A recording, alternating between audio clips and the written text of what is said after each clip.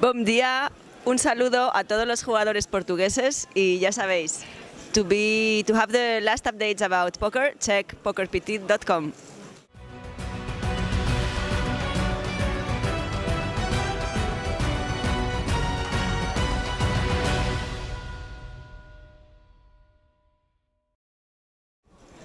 Ora, muito bom dia, boa tarde ou boa noite. Estamos no field, em pleno intervalo do Main Event Winamax Poker Open em Dublin 2018 e estamos com a Team Pro Leo Margets. Olá, Leo. Olá, bom dia. Bom dia. Noite. Bendito. I'm going to do it in English so I don't get too embarrassed with my Spanish. And I don't get too embarrassed pretending I know how to speak Portuguese. Sure. Okay, deal. English. Let's start with the basic of basics. We know you especially from 2009. We were there. You were their best woman in the main event, biggest tournament in the world. But before that, you encountered the game.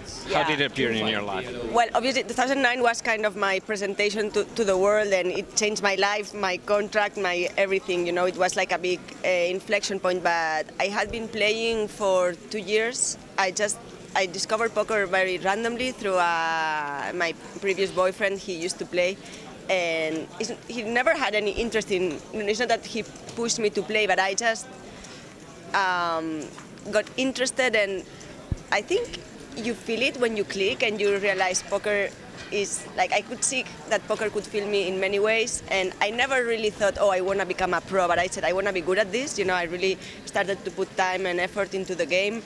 And it happened very organically, you know, the progress between being a good amateur to become professional. I had some success before Vegas, but obviously nothing like too big. You know, I actually was still working in a company. Sure. You had double jobs, right? Well, kind of. Yeah. At some point, before Vegas, I had already decided I was gonna quit my job. But then, of course, Vegas made things way easier. Yeah, even money-wise and contract-wise. So from that point on, we are almost 10 years. Yes, I'm a dinosaur, but very proud dinosaur. There's not so many people left after 10 years. On those 10 years, what do you say is not the most important, but maybe surprising thing you've learned as a pro? That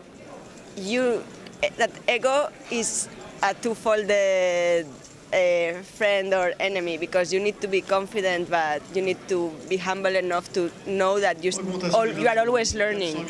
You might be crashing 1 year, but if you relax, you're left behind. This is a very meritocratic game, and you can always learn. You can learn from everyone, just like different lines. And I've also learned that with a positive attitude, you know, I'm very against all this positive psychology bullshit, but it's true that if you put at least a positive mindset. If you put I don't know the term in English, like illusion. If you put a good intention, if you try to give your best and you think you are confident enough that you can win, things go better, and eventually you have a better time, which is also, you know, since we are spending so many hours, why not, you know, you can spend a better time while you do your job. Sure.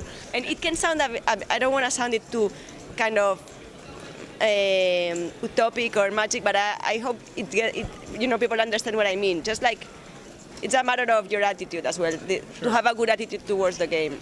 Sure. I think that helps keep things more relaxed in the charged game of emotions. Yeah, and the way you know, we talk to ourselves in a very harsh way sometimes, and just like be sure about how you are doing things, like be confident enough that you are doing the right things, detach a bit yourself from the end result, which is very hard because we eat from that, right? So the theory is very nice, and then it's reality, but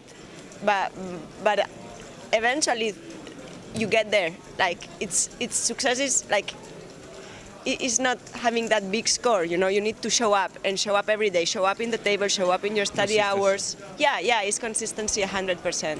So in my mind, the approach to poker as we play live or online, people get into Hold'em, then they go through the PLO when they get bored with Hold'em, and then they explore the Badugis and the Razzies and the studs of older games, but further from the epicenter where Texas Hold'em is the one that brings everyone together. What you say, if you agree with this stage of Hold'em, then PLO, then others, are you already in the PLO stage or on the others? I entered the PLO game. I spent some time studying it, especially PLO 8, because I think I enjoy more that game. But I never went to Badugi or Pineapple. I just think I have enough of a hard time getting good enough at Texas Hold'em. Keeping up with it with the study time and everything that. I've always said I'm not really a cards person. I just got fascinated by No Limit Hold'em, and PLO it's very interesting as well. But I've never really digged into the other games. I'm just not interested that much. So now you've learned the highs and the lows. You've learned consistency is the best way to. What's the next goal? Is it a live tournament, a score? Of course, but that's a dream more than a goal. Like right. I know, of course, I want to. Every poker player would like to win a major, I think. But I know that has to be the consequence, not the goal, right? So a goal has to be something that it's on my hands, and of course it's in my hands to put the hard work and to be consistent enough. So that's basically the goal. Those are the goals. Exactly. Yeah. So that hopefully, what a lot of people formulate, in my opinion, in a wrong way as the goal is literally the consequence of doing the good things, because it's in your hands to do. It's a bit nonsense to put a goal in which you cannot completely control. Yeah. So that makes sense. Let's end in Portugal. We're now in Ireland. It's my first time in Ireland. Have you ever been to Portugal? I've been in Portugal, but I was in Portugal with friends, like maybe 7 years ago with a couple of friends, and we did the Algarve and Lisbon. So zero poker. Zero poker. Which was pretty nice, I have to say. I understand the feeling. So, have you played against Portuguese players, or have you know João? Obviously. Yeah, I know João a lot. He's a cool guy, like super good poker player, super good guy. I'll put it like this.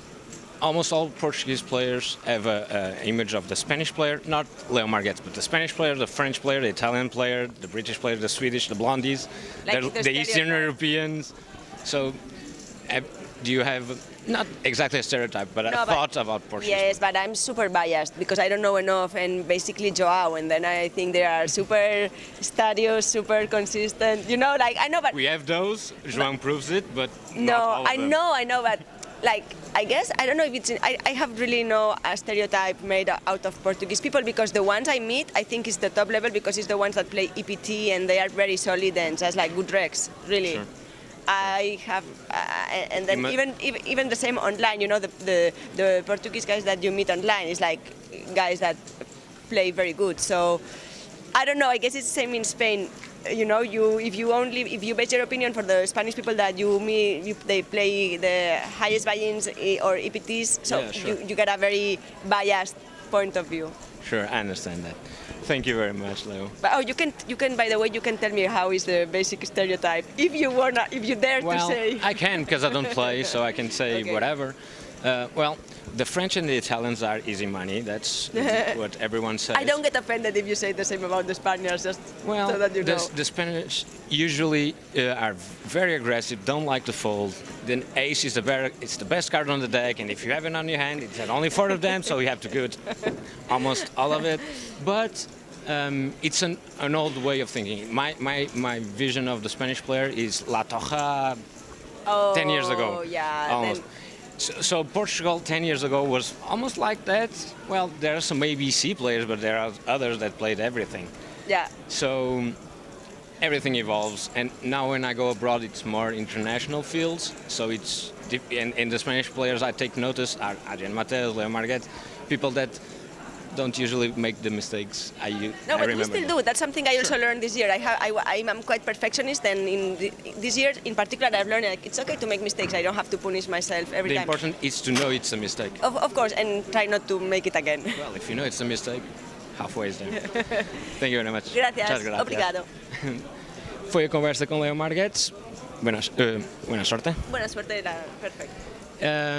Nós vamos voltar lá para dentro. Dia 2 é no sábado com o NASA e já sabem, tudo no Live Report, pokerbt.com. Tchau.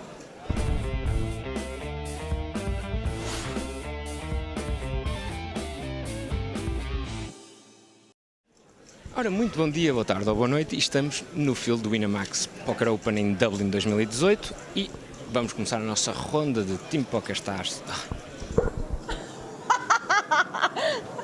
Toma 3. Me encanta, no, pero sí, no, ya me he dado cuenta yo, Que vamos.